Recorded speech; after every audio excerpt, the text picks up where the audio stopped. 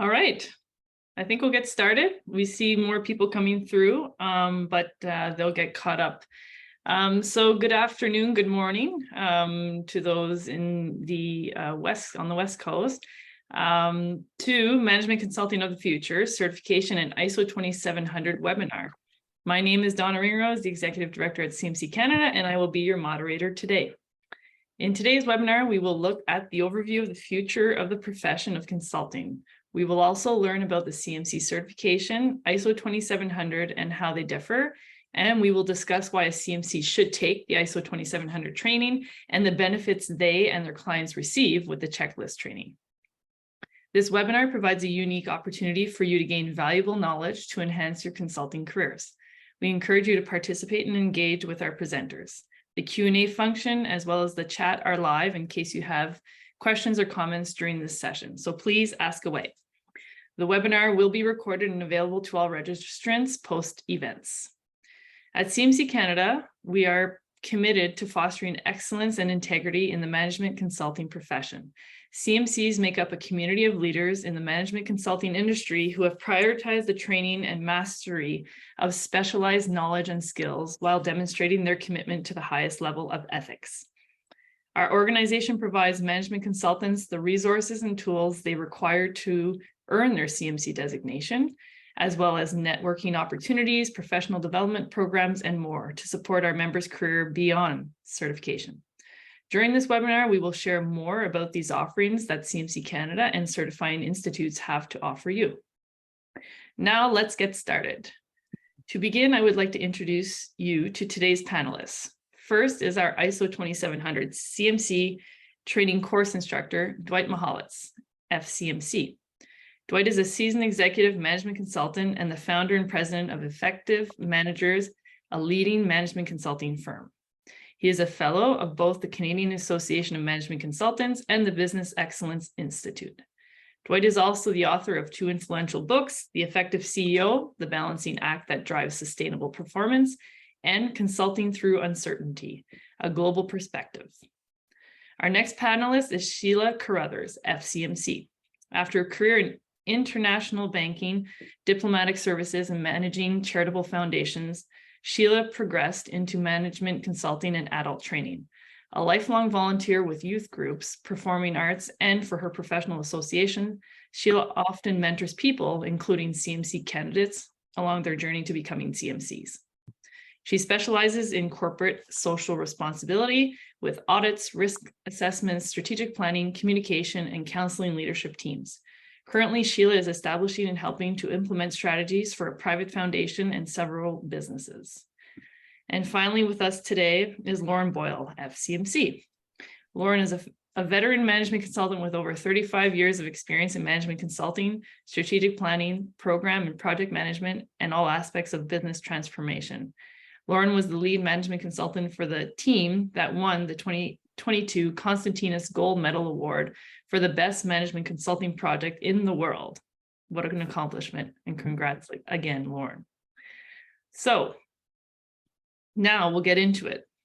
So first up, Dwight, based on your experience as a management consultant who has worked globally and who has been the chair of our global body ICMCI, what is happening in the profession today?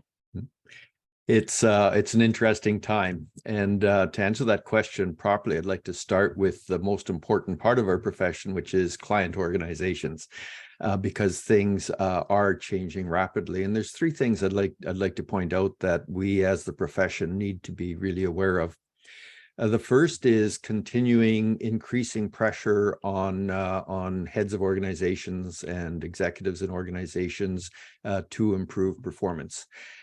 In 2020, as a result of the pandemic, organizations were able to prove that they could change quickly and adapt very quickly and to pivot. And as a result, there's expectations on them to continue that kind of pace of change. So that increasing pressure is there. And combined with that, we're seeing that there's the decision-making for the actual approval of projects, such as those with management consultants, is moving higher in the organization. So in other words, the heads of organizations, the executives of organizations want to be directly involved in the major change programs. And when it comes to consulting, to be involved in that. There's a second trend that's really impacting us as management consultants, and that is the access to talent.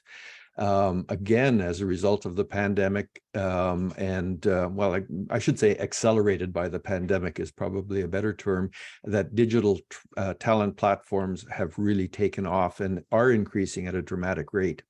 So if an organization needs talent, they are able to go on to an increasing number of web-based platforms and find that talent, that specialist, almost anywhere in the world.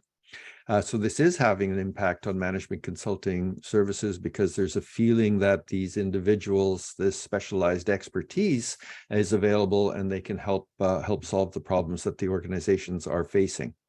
Unfortunately, although often these I call them freelancers as opposed to freelance consultants, often do set themselves up as if they are consultants, but they don't have the techniques and the diagnostic approach that a true management consulting service does.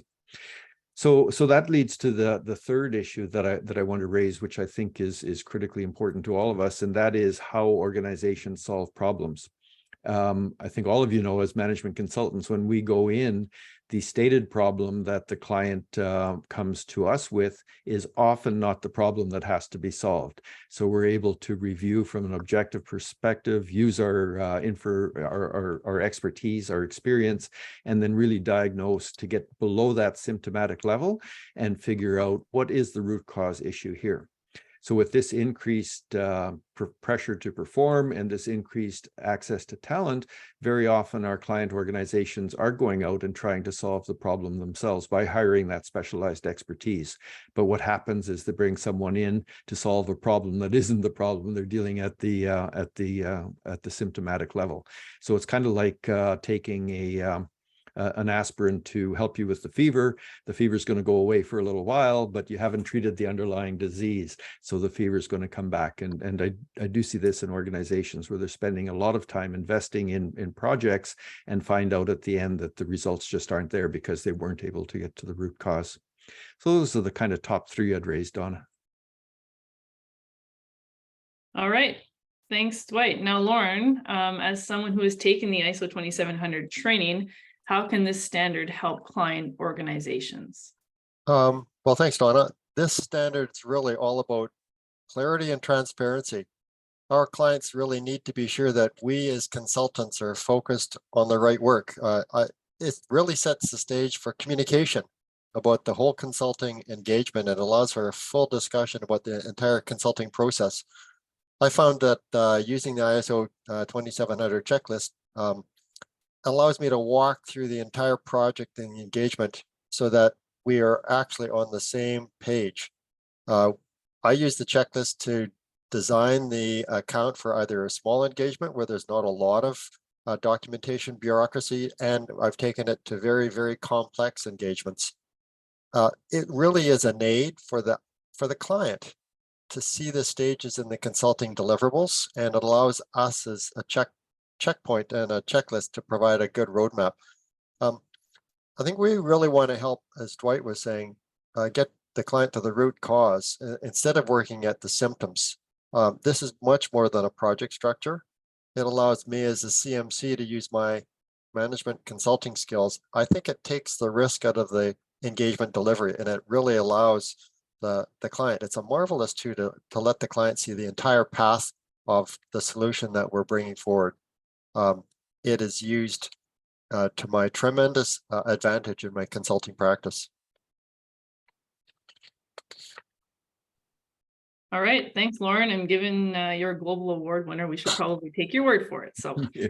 All right, back to you, Dwight. So given what is happening with clients, what are the implications for management consultants in the profession? That's a deep subject for us as a profession. I think the starting point for us to realize as management consultants is that there's a difference between the industry of consulting and the profession of management consulting. So the industry of consulting is everyone who kind of goes out, prints a business card, says they're a consultant, and are selling their time and their services to client organizations. So from the perspective of the client organization, it's really important that we help them to understand what management consulting is, as opposed to the freelancer or the specialized expertise that we're talking about. And this is why I appreciate Lauren's comments about ISO 20700, because that's kind of the baseline of what good management consulting practices are. And maybe we can come back, Lauren, to an example in terms of how you've used this, because Lauren and I had a bit of a discussion here about how formally do we use the checklist, or informally do we use it in terms of providing us with our own guidelines. So in addition to this confusion about the industry versus the profession, the very nature of client relationships are changing. From research that I've read over the last few years, client organizations, well, the baseline for their satisfaction with with consulting work is about the same, but there's a decrease in their understanding of the ROI that they're gaining from the project. So while they're happy with the management consulting services, in general, they're feeling they're not getting the value that they expected to get from the project. And not getting that value is of concern to us, because they may be happy with us as consultants. They may think that we've delivered everything that we said we would, but somehow they're left wanting. And that left wanting tends to be in the area of partnerships. So how do we as management consultants work side by side with those client organizations to help the owner or the CEO understand what that root cause issue is, and then work side by side with them or a team inside to help resolve that problem. And then secondly, rather than kind of give them the report and walk out the door. I don't think any of us are probably in that headspace anymore, but clients are increasingly expecting us to have a side-by-side relationship with them and helping them implement the solution for a change that will solve that problem, but in a sustainable way, so that when we walk out the door, they feel confident that solution is going to be sustained. So I'd be really interested, Lauren, just for you to elaborate a bit on that thought about how we can use the checklist to get that transparency that we need between the client and the consultant at the beginning. Well, using that checklist, I use it as a baseline for what we want to do. And often you'll see a freelancer to come in and say, oh, of course we can do this. I think every consultant has that. Of course I can do it. Just in showing the initial meeting, the discussion about the engagement, this is what we're going to do. Here's the path that we're going to follow. Here's the discernment of the problem. Here's the statement. Here's the interaction and our development of our partnership. And from our practice of ethics, invariably a consultant will be asked to do something that they may not have that specialized skill. You mentioned with the pandemic, I think this has given us a tremendous opportunity to reach nationwide and throughout the world to say, well, there's a CMC I know that has this skill. And so I've used this to allow the clients to say, we're providing you with the best solution, as opposed to we're providing you with an opportunity to give you a good bill. I find through the pandemic that the clients are starting to accept virtual consulting, and it behooves us to set our network into these types of forums to say, when I have a certified management consultant, there's a foundation of standard, and this ISO checklist even provides me more credential with client and the consulting community. So I really use this for every engagement. That's perfect. I find it myself. It's seldom actually that I get to sit down and bring the checklist, put it on the desk between myself and the owner and have the discussion. But having that framework in my mind and working through it in advance of the meeting helps me really focus in on those key points that we need to discuss. And it does provide the client with a pause for thought of, ISO, International Standard Organization. So there is a quality aspect of this engagement, and that allows further thought into, perhaps this is a good partnership to get into with the consultant. Mhm. Perfect. So Donna, just a second point on that. There's I have 10 points that I raise in my book, but the second one that I'd like to raise today is really important, I think, and it is around this rise of the freelance consultant or the freelancers. I talked about that from the client perspective, but it's also a major factor for us from the consulting perspective, because it behooves us as a profession.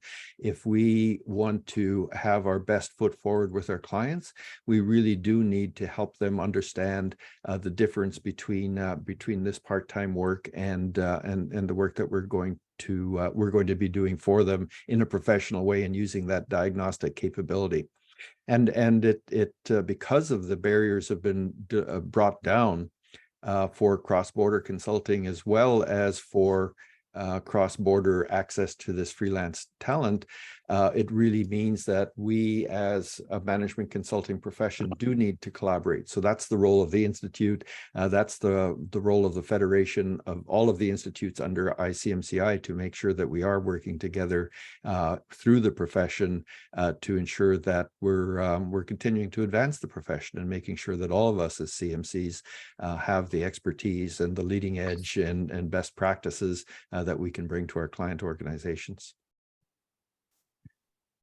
Well said. Thanks for sharing. It's always important, I think, that this profession be more straightforward and that clients are aware of what exactly they're going to get. Oftentimes, clients, businesses have a problem. They don't quite know what the problem is, maybe, or how to find a solution. And this checklist really provides that clarity, which is important. So very much agreed. All right, so let's get Sheila to chime in here. As someone who has taken the ISO 2700 training, how can this standard help consultants help their clients?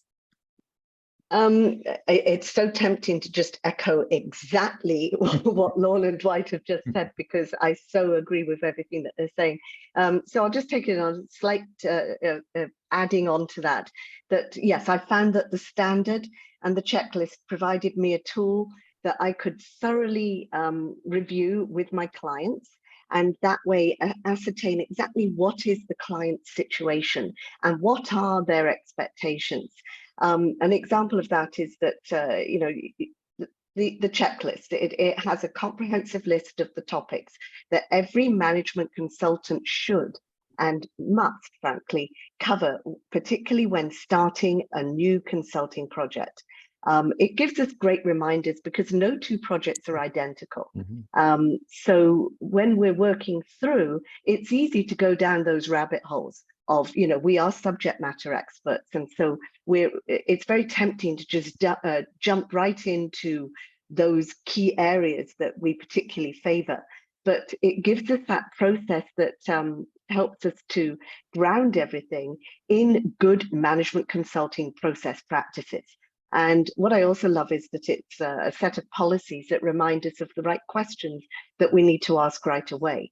I believe that my clients benefit greatly from getting an insight as well into the extensive scope that a professional management consultant brings to the table, because we're asking these very poignant questions, such as, from an ethical, we're citing our code of ethics. We're talking about who are the stakeholders? We're understanding about the stakeholders. We're considering the regulatory framework that's around it. We're looking at all of those different elements. And that gives, I find, my clients a lot of trust, particularly because I operate as an independent consultant. And so I'm not in a big agency. I work with different team members. And often these team members are subject matter experts, but they are not always knowledgeable of the process. So just working with everybody like that, and it's the same with the client, it's giving them an insight into, frankly, what they should be asking of us when we're setting up our projects, and really highlights that scope of the work that we're going to be doing. Excuse me. I also find it's a tool that helps us to dig in deeper into those discussions with our clients. understanding what their expectations are. Particularly, Dwight, absolutely resonated when you said at the beginning about how we start projects and the clients have a good idea as to what they think the problem is or the need is, but by our root cause analysis, quite often we find that that might be just a symptom. It's, the squeaky wheel, but it's not the actual root cause. And so it's giving them all of that insight to realize that they can trust us, that we do have a comprehensive process that we're understanding, that we're following through on, and that we understand that the process will take us to the outcomes that everyone's expecting, but it also clarifies what those outcomes can or may be, and helps us to stage gate as well, that when key decisions need to be made. That's a good point. So Lorene has a fantastic question. Is this ISO checklist mandatory? And quite often when you bring up the subject of ISO and quality assurance, sometimes the client will look at you like you've got a third eye. They look at you going, what are you talking about? And then you start to talk about the process. And like Sheila was saying, you bring through the beginning through to the end. And while it's not mandatory, I've found if clients understand that you've got this mechanism, this process that you are delivering your strategies and your consulting solutions, they feel very comforted. I think it really raises our credibility within the clients just in bringing this forward. And at some point in time during an engagement, we could say we're at this point, whether or not we're doing the formal ISO checklist. So it is not a mandatory component, but I use it to my great advantage in all of my consulting engagements. Sheila, you said something that just really made a light bulb go off over my head, because I was thinking back to the difference between coaching and consulting. So coaches ask questions and consultants answer questions. So the checklist kind of gives us a list of questions that can help us in our coaching modes. In other words, to help the client really come to terms with what is the actual problem that they have that we can support them with, and then we can bring out the answers. Yes. So back to you, I think, Donna. Yes. So, okay. Thanks for that great engagement. So Dwight, we'll come back to you now. Oh, okay. Considering the immense work that goes into writing not one, but two books, what have you learned through that process, and what can we expect for the future of management consulting as a profession? The profession of management consulting is very young as a profession. If you think about law or accounting or medicine, that has very formal colleges set up and very formal ways of indoctrinating members into their profession. Management consulting is open at this point, and it's not regulated, with the exception of Austria, where if you want to be a management consultant, you must take certain courses, you must register with the institute, and so on. So beyond that, it really is up to us as institutes to really figure out how it is that we support the growth of the profession. And it's also going through significant changes as we move forward. So the biggest one that I've noticed is the pace of change is increasing because of this pressure that is on client organizations to do more, better, faster. They are looking to us in the profession to help them in that. So the type and nature of problems that they're dealing with are changing. I was thinking about talking a little bit about AI when we first designed this program, but with the events over the last few months, it's absolutely critical that we bear in mind the increasing amount of tools that are available and that will be strengthening in artificial intelligence, and this is going to bring a wave of change throughout all of the sectors. So up until now, digitalization, automation has been mostly at level 1 manufacturing. So think robots, think of automating manufacturing with robots doing things that humans used to do. It's moving that into the services sector, where we can now automate and bring tools to replace work that was being done by humans in services. And it's going to have huge impact on us. So in terms of that kind of change, we need to understand and be able to support how our client organizations are going to deal with that. So on the whole, that's kind of good. Anytime you have new, better tools and better ways of doing things more effectively, that's a good thing.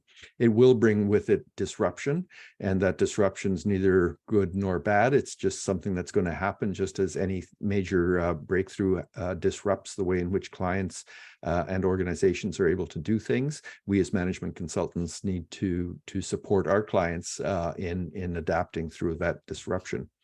The third part, though, is around how AI and those related tools might be misused, and that's kind of on the negative side of the equation. We already see a lot of misuse and unethical use of digital platforms, and using digital tools to either undertake criminal activities or to misrepresent others or whatever.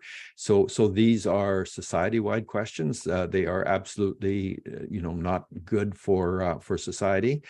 So how do we, as professionals who are parts of society, ensure that there are governance frameworks in place to manage that? So in any major, I'll call it a revolution, and any major revolution, society needs to figure out how to deal with how those tools will be used in appropriate ways.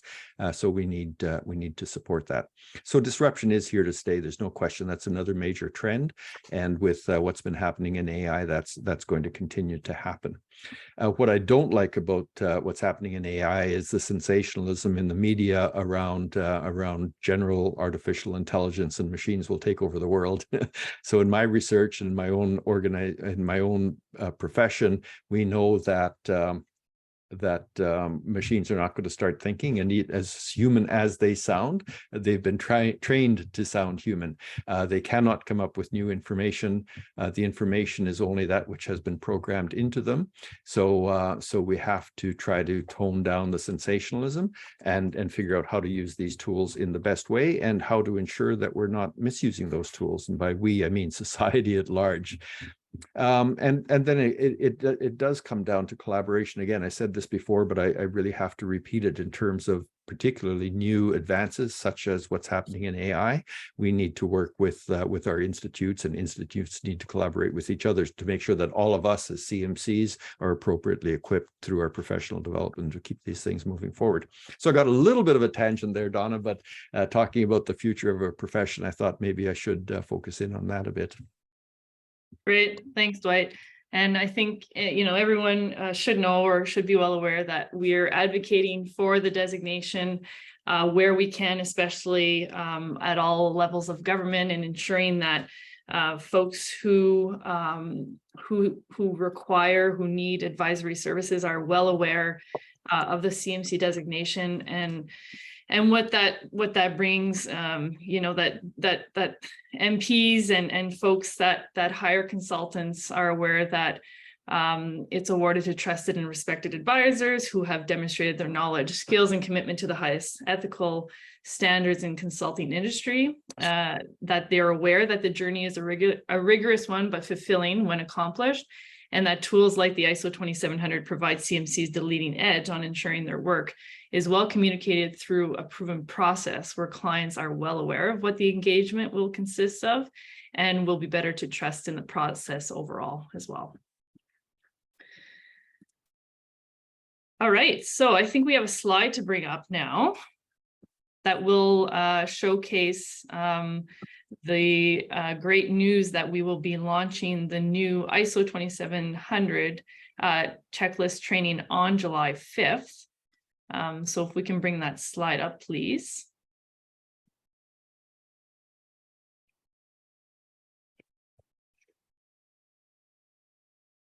Great, and so you'll see two QR codes here. So maybe, Dwight, I'll get you just to kind of go over the modules here, just to ensure that people are well aware if they are interested in taking the training, which should be the one for them.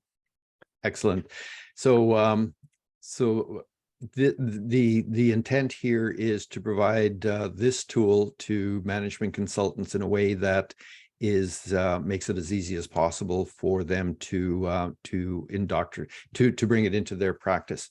So it's been moved on to a learning management system so that the learning can be self-paced. And I think that's the major change. We have been testing out at the CMC level for the past about a year now, maybe a bit over a year in terms of that. So we've revamped that course and added another module. So the third module is for CMC members. So anybody already has the CMC, they can register there. And this gives them the materials for the checklist. We have two versions of the checklist. One is for smaller organizations. One is for medium and larger size or more complex projects.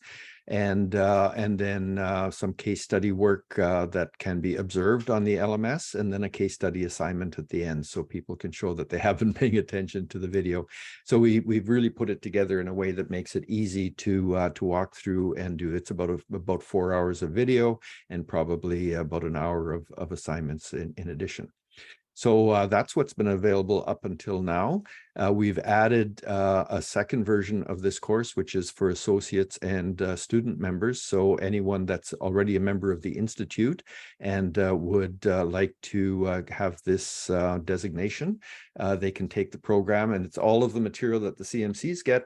But there's some additional material at the front end of that to introduce them to some of those things that CMCs would have learned through their journey to become a CMC about the profession. So that one is about 6 hours in length and does give that additional information. The case assignment at the end is the same, so people will be at the same level of understanding of the use of the checklist as they go through. In process, and probably, I'm not sure when that one will be announced, Donna, but there's going to be a third version, which is for non-members, where we can reach out, we call it the General Learners Program, where we can reach out to those in society, in the community that consider themselves to be consultants, maybe those freelancers, where we can start the education process of what it is to be a management consultant as opposed to a part-time employee. And we give a lot of, in the module 1 for this one, we give a lot of information about what management consulting is as a profession, what some of the issues are, why it's important to become part of the profession. So it's really used as an outreach tool. It provides some education to people that feel they might be consultants to help them understand what it means to become a professional. And it's an excellent tool to increase our membership, because we would hope that through this, once we can expose people to what membership is, they can become a member of the Institute and come inside the tent instead of being outside the tent. I think that would be great. And then a fourth module, which is completely separate from this one and which is under development, is a 2-hour module, which will be developed for client organizations. So let's help client organizations in a very easy to learn way understand what they should be expecting in terms of management consulting services and some of the questions that they should be asking, so we can be really helping client organizations to understand that if a consultant comes to them that has this ISO 20700 checklist training, then there will be a certain methodology they'll be using, and even better if they have the CMC, what that will mean to them as a client organization. Great, thanks, Dwight.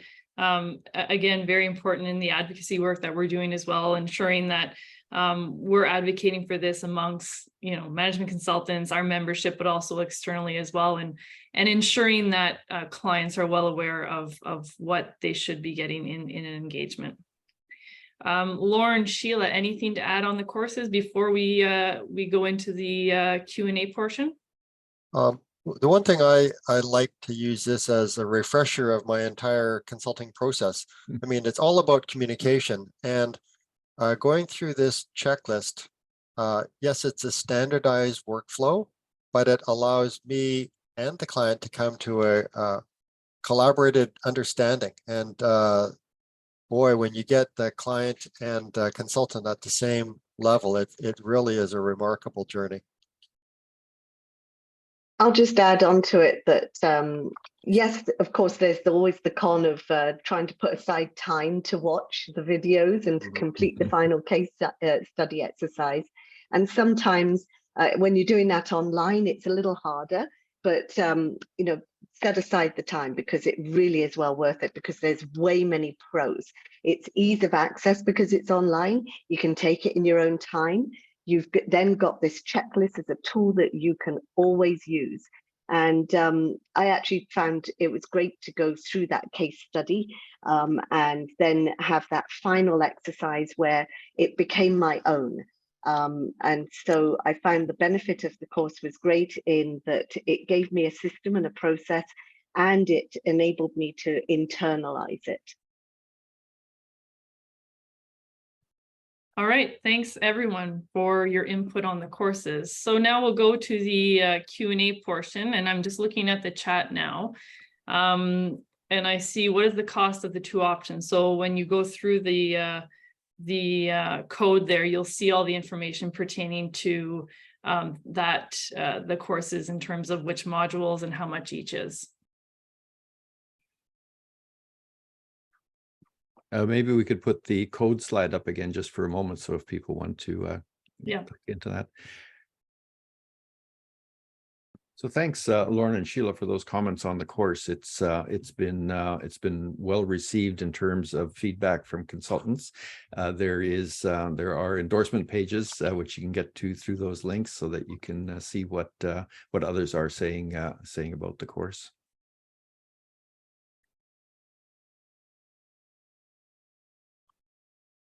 are there any other questions pertaining to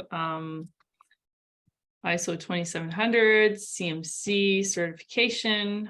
I think over the course of our discussion, Cynthia had a question that she had her hand raised. Oh, okay. I don't know if she still has that. Sorry, if referring to me, I just added a note here. I wasn't quite sure, Dwight, on your comment, whether the non-member ISO training will automatically have membership registrant cost built into it at an associate level. If not, do consider. Oh.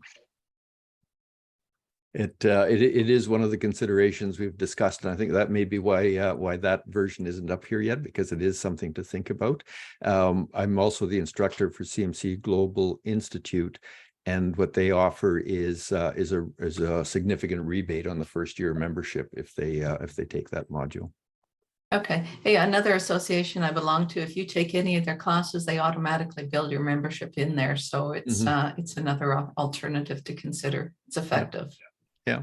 Thank you. I didn't think about biting off the whole chunk, but maybe that is the way to go. That's a great point, Cindy. Thanks for sharing.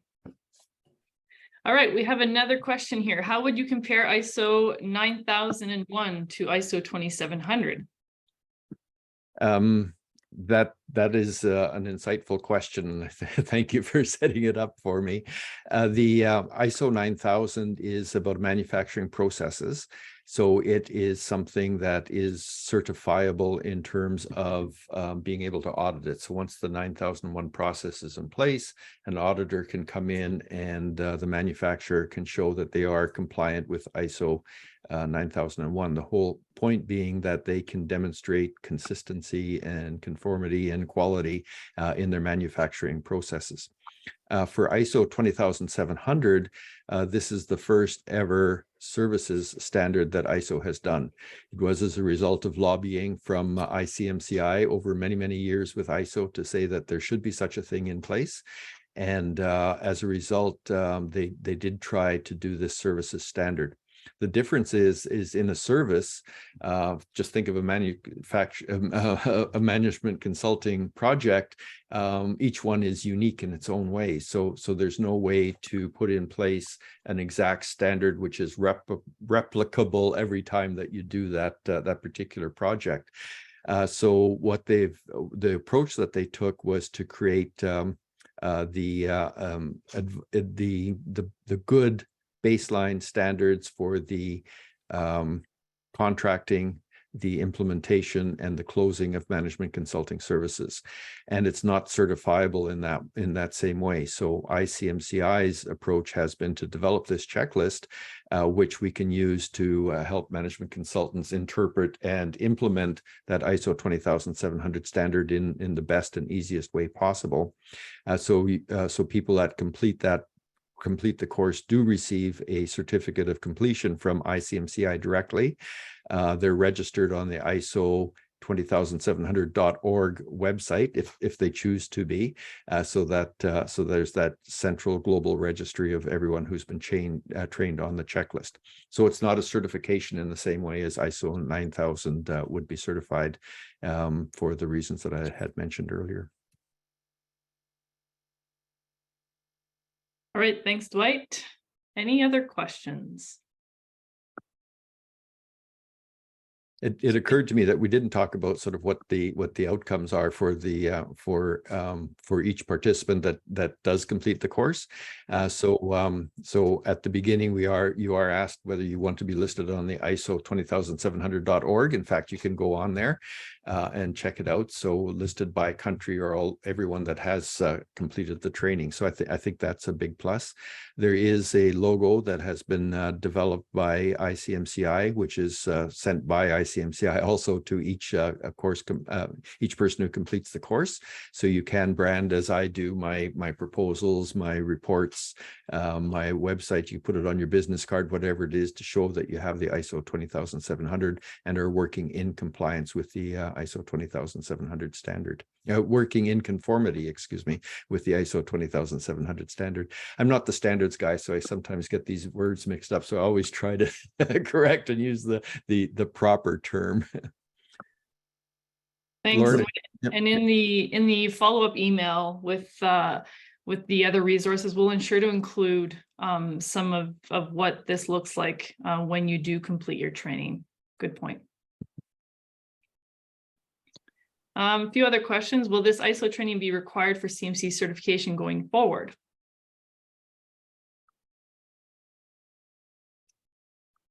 We're not there yet. Yeah. we haven't talked about that. It might be interesting to build it into the CMC certification in some way, but there's not. I don't think we're there. So, well, I think this raises a bigger question. We've all seen the headlines about a certain major consulting company that may or may not have certified management consultants getting significant government contracts. And from a CMC perspective, as a certified consultant, we have a significant code of ethics. And given this additional standardization for the process of delivering our engagements, I think this is just another tool in our toolbox. I realize that many CMCs have advanced degrees in management and marketing and human resources, and this is yet another ability of the CMC to bring this next level of management consulting. As Donna talked about the advocacy work, we are really working to emphasize the benefits of being a CMC, a certified consultant. And I think sometimes our major client groups are really getting that benefit, hopefully from a perspective of not to say that we want to put larger consulting firms in a bad light. The emphasis with us would be on that certification, not only just the ISO. I think that's a great point, Lauren. And in fact, ICMCI has now started an initiative to really think about this continuum of professionalism. So the CMC is is kind of the jewel in the crown. That's what those in the profession should aspire to. ISO 20700 is kind of that entry point. What are the bare minimum that you need to be able to demonstrate in terms of a professional management consulting process? And then there's something in the middle, which is a combination of some experience, not as much as might be needed for the CMC, and training or demonstration of ability, which would be an entry-level certification of some form.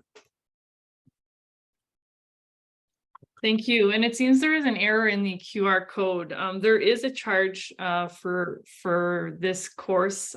So I'm seeing that CMC with the QR code says no charge. So we'll ensure that the QR code is updated, and again, that this information is sent to you post-event via the email that we'll be sending out.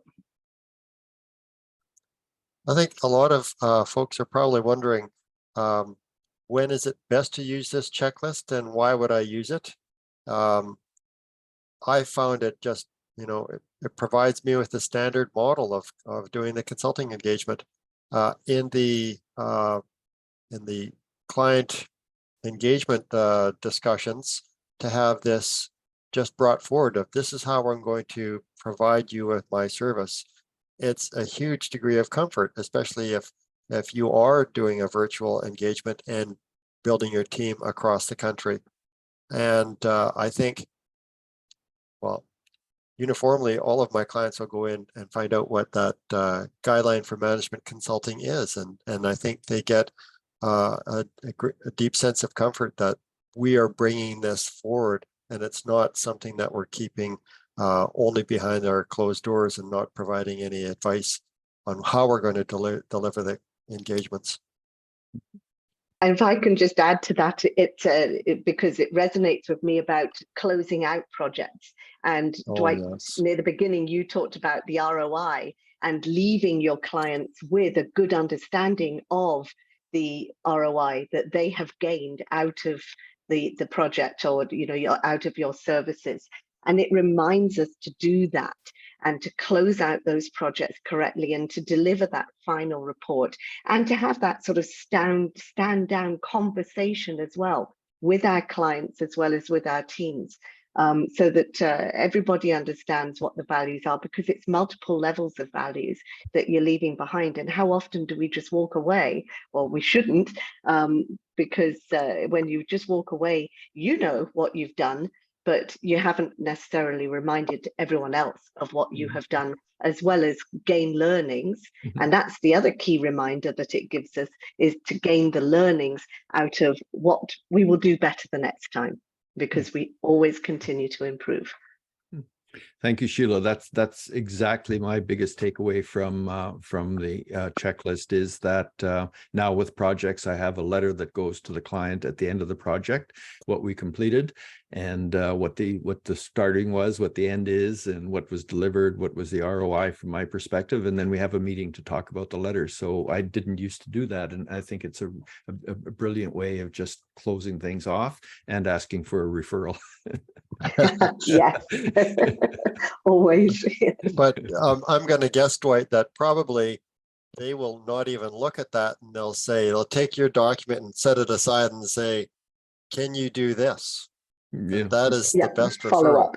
Yeah, Exactly. Yeah. All right, it looks like someone will be taking Kim will be taking the ISO training. So this was obviously enlightening to Kim and others, hopefully. Any other questions? Which organization initiated the development of this standard with ISO? It was ICMCI, the International Council, so our parent body in terms of a federation. The actual chair of the ISO working committee was Robert Bodenstein, who was a director of the board at that time. He's from the Austrian Institute, and he's our current chair, so he's been directly involved with that. And CMC-Canada had, I think, three senior management consultants on the working group representing Canada that put that standard in place. Interestingly, we've now moved to the next level where there is a working group been put in place to look at the next level of standards for management consulting. And so that I'm on that committee together with Rob, and Canada has just done, I think, 2 people that will be sitting on that working group to really come up with what are those things where there should be standards in management consulting. And so you'll see output from that probably over the next couple of years, which will then lead to additional management consulting standards. Great. Thanks, Dwight. I see Nick was reminiscing on ISO 9001. So I did use manufacturing as an example, but I see he says that it would also apply to services.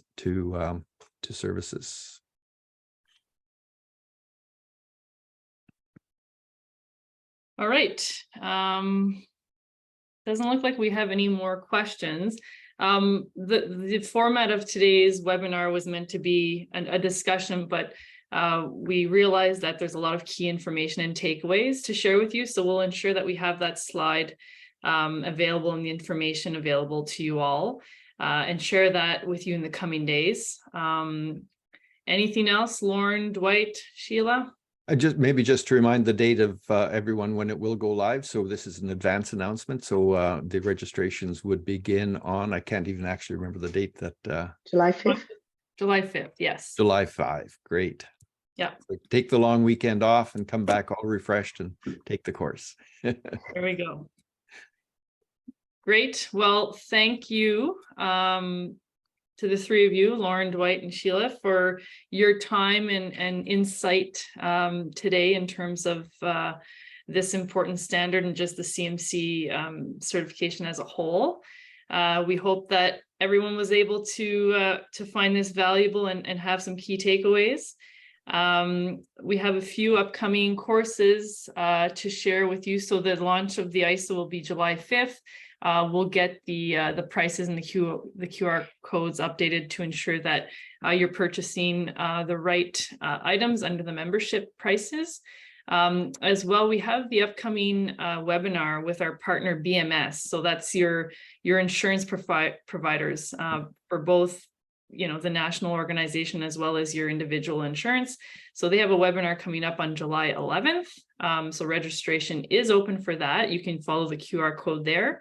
And then next ethics will be August 15th and September 28th, just to let everyone here know that the last couple of ethics have been selling out.